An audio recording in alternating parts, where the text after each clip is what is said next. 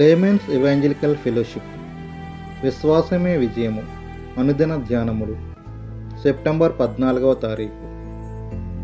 గెలుపుకు దేవుని విధానము. నీ అభివృద్ధి అందరికీ తేటగా కనబడు నిమిత్తము వీటిని మనస్కరించుము, వీటి అందే సాధకము చేసుకొనుము. 1వ తిమోతియులకు వ్రాసిన పత్రిక 4వ అధ్యాయము 15వ వచనము. మనము ఆత్మీయ మరుగుజ్జు యుగములో జీవిస్తున్నాము.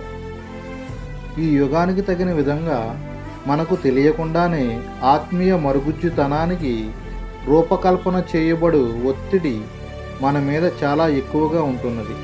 కనుక మనమును లిల్లీ పుట్ల వలె నలిగిపోతున్నాము.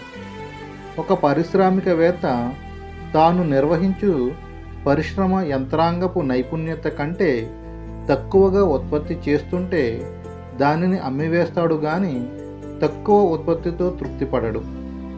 ఆ పరిశ్రమ ద్వారా పూర్తి స్థాయి ఉత్పత్తిని పొందాలని అనుకుంటాడు. క్రైస్తవులు అనేకులు దేవుడు అనుగ్రహించిన ఆత్మీయ వనరుల సమృద్ధిని కలిగియుండి కూడా తక్కువ ఉత్పత్తి చేసే పరిశ్రమల వలె నిష్ఫలులుగా ఉన్నారు.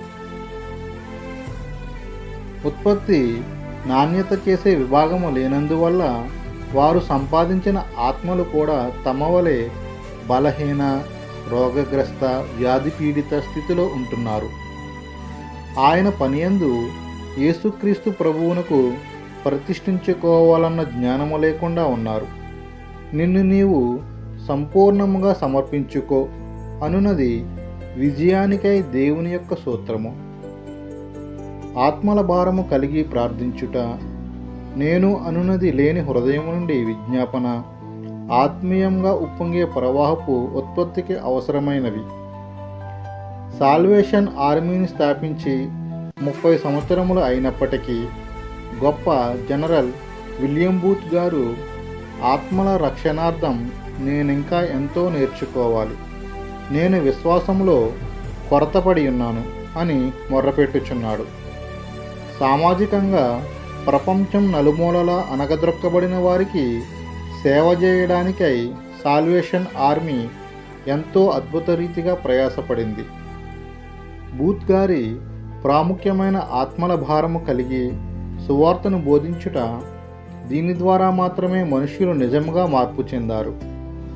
పరిశుద్ధాత్మ ప్రజలను పాపపు తప్పుదలకు నడిపించి పరిశుద్ధులుగాను సైనికులుగాను వారు నరకము నుండి పాపము నుండి రక్షింపబడినట్లు ఏడ్చుచూ పంట కోసేవారుగాను తయారు చేయాలని ఆయన తిరిగి తిరిగి వక్కానించి చెప్పేవారు.